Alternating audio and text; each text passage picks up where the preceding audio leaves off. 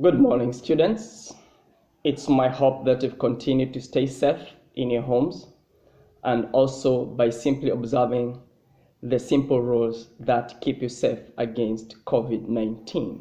Some of the simple rules is simply make sure that you sanitize your hands every 5 minutes and ensuring that you're putting on your gas mask in case you move out of that house or in case you're interacting with many people or you are amongst many people in a crowd. First, ensure that your gas mask is the correct one. How do you do it? Simply take a matchbox, light a matchstick, and try to blow through the gas mask. In case the matchstick goes off, then your gas mask is not helping you. In short, your gas mask is fake. So please make sure you check and buy the correct gas mask for your safety. Thank you. We are going to look at our topic today, the topic water. We are going to look at the topic water. When you talk about water, we are going to classify it into two.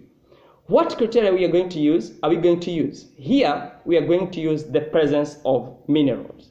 On my right, I have the hard water, and on my left, I have the soft water. What do I mean when the water is hard or when the water is soft? When the water is hard, it means it has more dissolved mineral salts. You know that soil is the bank of all minerals.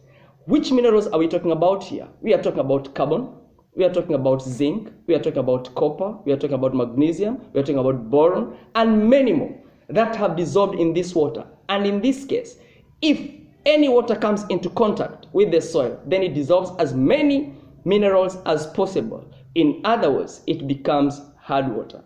When we are talking about soft water, it means this water has less or no dissolved minerals.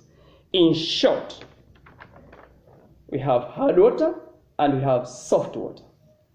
When we say the water is hard, it's simple. It means it has more or many dissolved mineral salts.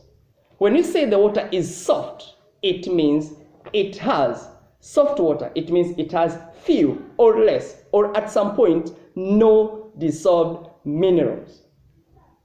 No dissolved minerals. And what are we talking about here? There are many different sources of water.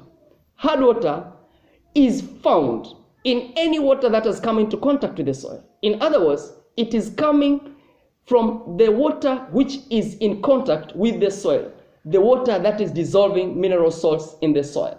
When you look at this, which are some of these sources of hard water? One, ocean. It is in contact with what? With the soil. When you look at the river, it is in contact with the soil. When you look at the lakes, it is in contact with the soil. When you look at the sea, it is in contact with the soil, boreholes as well as wells. And you can name some more, springs, geysers, all those are in contact with the soil, meaning that they have some dissolved minerals. And this makes them hard, or this makes the water hard. Soft water, it means this water does not have many, or it has very few minerals. In most cases, it has not come in contact with the soil. So, what do we say here? Rainwater, which is as a result of the surface water which has evaporated, condensed, and it comes back as precipitation. It is soft. Unless your atmosphere is contaminated or it is polluted, then that's when this water gets mixed with the gases and gets to dissolve some of these gases in it, making it hard. Otherwise, rainwater is expected to be soft in a clean environment.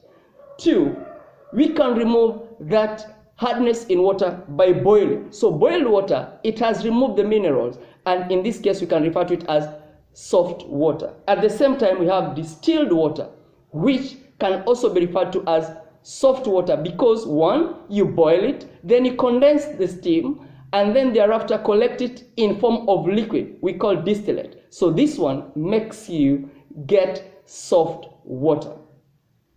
From there, we are going to see what are some of these advantages and disadvantages the hard water possesses. And I believe in the next clip, you should be able to see, is the water which is hard good or bad for our health. Continue watching.